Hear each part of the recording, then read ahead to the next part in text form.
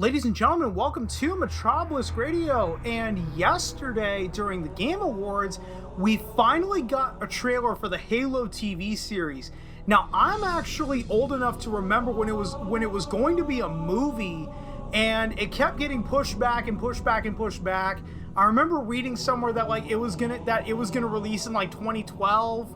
Well, 9 years later, we still don't have the Halo movie.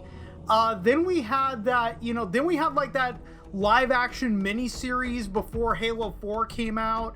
I know everyone trashed it at the time. I never saw it, so I really don't have an opinion on it. But still, at least we finally get the trailer for this long-awaited Halo TV series that originally was supposed to come out on Showtime, but now is being released onto Paramount Plus. So anyway, guys, like with the other videos today, we are going to go ahead, we are going to cut to the trailer, and then we're going to come back and we're going to talk about it.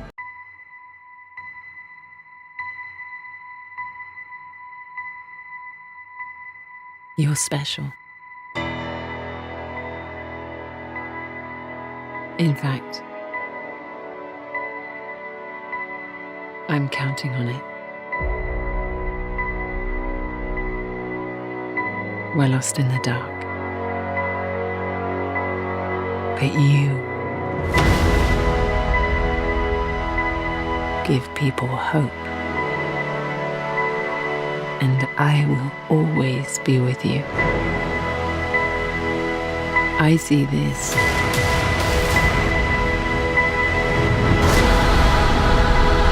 as a new beginning.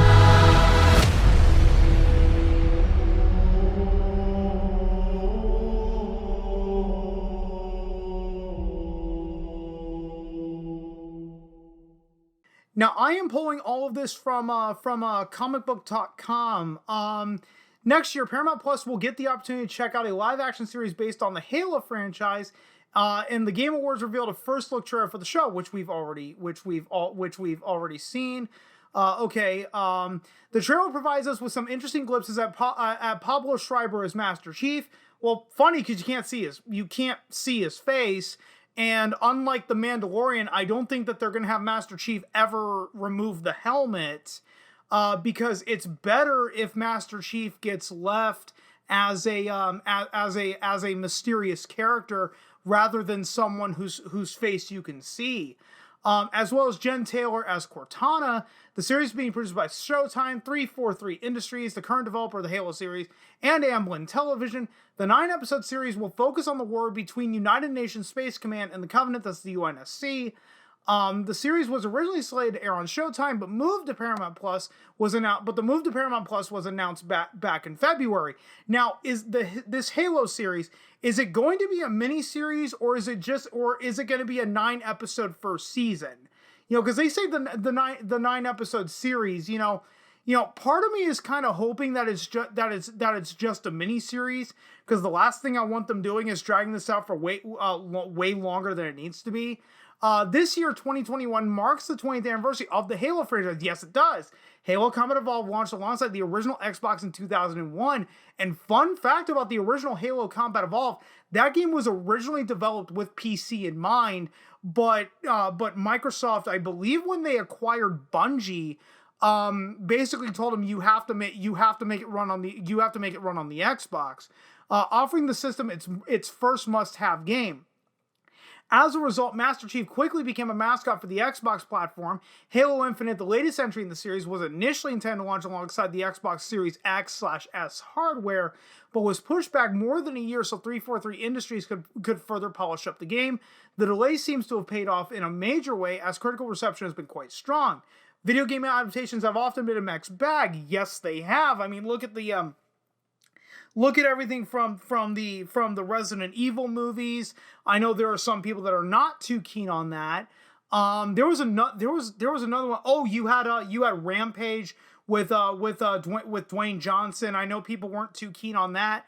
I know plenty of people who really liked Wreck-It Ralph, but Wreck-It Ralph was more of a compilation than anything. But anyway, But Halo is looking pretty good thus far. Fans will have to wait a little bit longer to see if the show can deliver a strong take on the source material, but hopefully the finished product will live up to the Halo name.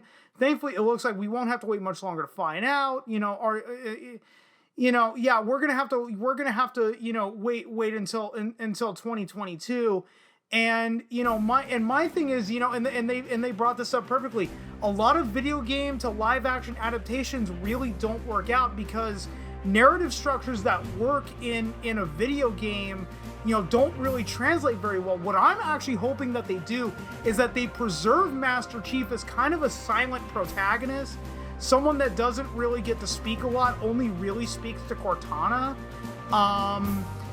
So will that work in a live action setting?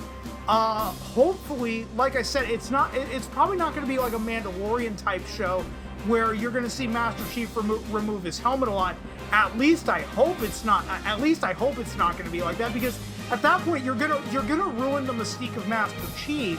As the man in the armor. You never want to unmask a masked hero or a masked villain. It never really works out. But guys, I just want to know what you guys think of the Halo TV series. Is this something that you're looking forward to? Is this something that you really don't give a shit about because you've been, for a number of reasons, you've been burned by so many other live action adaptations from video games, or you're just not a Halo fan to begin with? Let me know. And guys, I'm going to go ahead and end it right here. If you stuck around this long, thanks so much for doing so. And if you've been following me long enough, I'm terrible at ending these videos, so I will just see you guys next time.